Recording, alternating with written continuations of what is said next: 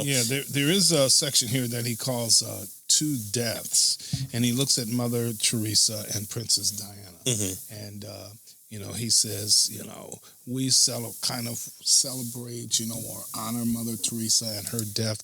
She lived till she was in the late 80s, 87 is what he says, and Princess died in her prime at 36.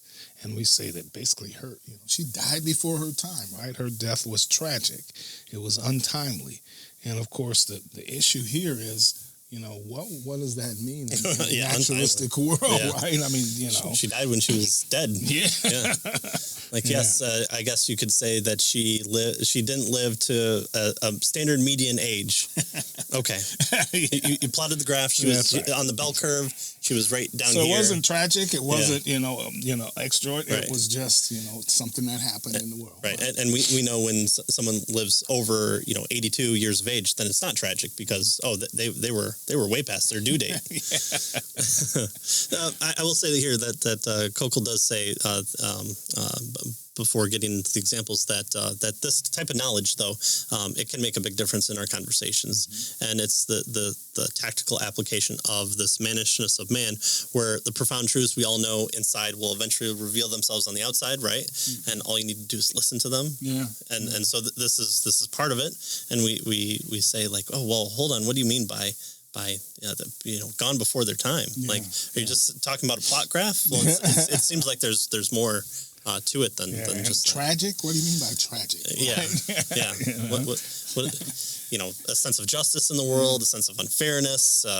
All these things seem to need to be at least re-clarified into when you're talking that. Hold on, sense of justice. You mean like justice exists in the world, and you're trying to grasp for it? What does that mean to be made whole, in a world where that's a good trailer. Like in a world where there's only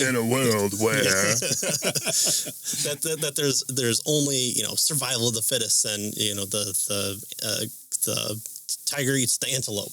What does that mean? Oh, the antelope number 32 was gone before its time.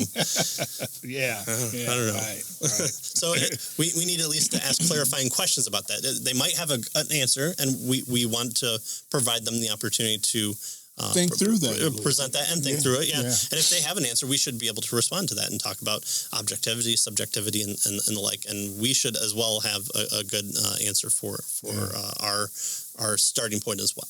Yeah, good. So another example that he talks about here is what he calls my father's world. Right. And so this is not Mother Nature. This is Father's world. Father's world, right. So he says that, the Earth Day is celebrated, but it seems to be based on a contradiction. So Earth Day is based on a contradiction. It seems like it. And I'm sure if you've been on social media, everyone makes the same joke as this too. So Earth Day is this festival. It's enjoyed by naturalists who celebrate nature as ultimate and man's unique moral responsibility to protect it. That's right. So we have to protect the earth, right? That is our moral responsibility. Right. Oh, well, so what's the problem with that? Well, it doesn't seem natural to me. So in this naturalistic worldview, right? Nature is all that there is. That's what it says. All things are physical. All things are nature. There's nothing outside of it. There's no supernatural. Well, except physical things in motion are just strictly governed by these deterministic laws, laws of physics, chemistry, whatever, biology, the fizzing, the asteroid strikes the other asteroid, that strikes the other asteroid, and if it would have struck the other asteroid, it would have killed us all, but it's going to Jupiter. Whew, thanks, Jupiter. We appreciate you. We really like Jupiter. We really do. Yep. And the moon. Yeah. But in this worldview, right? That's what we're talking about here, this naturalistic worldview, nature is all that there is. There's no place for moral obligations, things that all humans are required to do, right? So we don't have a moral obligation to protect the earth or whatever, right? Who cares? If I pollute as much as I want to now, not clean up after myself, I get to be lazy. I don't really care what happens to my offspring. Why can't I have that? Yes, there's an idea from naturalists that you exist just to dump out kids into the world to continue the species. Other than okay, that's what happens. I don't see why that's a need. And unless you're going to start forced breeding programs, please don't. The government, that's not a suggestion. I'll wear my mask if we don't have to do that. But there's no idea of moral obligations. There's no ought or is in this universe of just naturalism of any kind, because morality is based on free choices, not on physical determinism, which the naturalist would say is what we are. We're a series of cause and effects, and where are we able to kind of go against that? Right. And so again, there might be an answer in there. They might provide an answer, and we want to respond to that answer appropriately. But if we're just taking what their underlying worldview is, that's what we want to respond to, and say, hey, it seems like this is a contradiction here. Can you go over this? How did you come to that conclusion? Right. What do you mean by that? Because we want to be charitable to the other side and make sure that we're understanding and giving them an ability and a platform. We don't want to steamroll, right? We realize that, not even us. And so we would just want to give them the ability to provide the best argumentation there. So there's nothing in the atheistic, naturalistic world that makes sense of man's obligation, an ought or an is, what we must do. If you love freedom, you will do this. Right. Ooh, hold on. Postmodernism, there's no meta-narratives here, especially not this one. Why should I love freedom? What if I want to restrict people's freedom? Right. I am very powerful in this world. I am wanting to restrict freedom. I want to be free, but not you guys, because you help my freedom. Or I shouldn't care about this world, right? The Mother Earth, I'm gone in 50 years. I don't plan to make it to the 73-year-old median age. I'm going out and at 50. And I certainly don't have a moral obligation, right? So, because what is morals in a naturalistic, deterministic world, right? For whatever reason, I'm a nihilist. I don't care about anybody else. Not saying that nihilists don't care about anybody else, but a good moralist wouldn't. So that's the contradiction that we're wanting to point out here. Right. It seems like what moral obligation do we have on Earth Day? Yeah. Well, and again, we want to be consistent and have an answer to that as well. Yeah, good. Yeah. So so here's what the Earth Day crowd gets right. He tells us, right? He says this is the idea. Man is different, right? Mankind is different than everything else. The manishness of man. That's right. Humans are special, right? And so people are responsible for the earth and taking care of it and that sort of thing, because they're not the same thing as nature, right? And everything else in nature. And we all know this, he tells us, which is why the fact continues to stubbornly assert itself, even with people whose worldview package cannot justify it. Right. And so that's the basic idea here. Right? The reason why we do have a moral obligation is because we're different.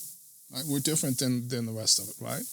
And why are we different? Well, this world is not mother's world, he tells us. It's father's world, right? This is my father's world, right? And so he's made us in his image, and so we are different. Right. And that's why we can have this moral. So they do get that portion right. We are special because we're created in God's image. Right. And so that's something that we can use and point to and say, hey, it seems like you're requiring us to do something.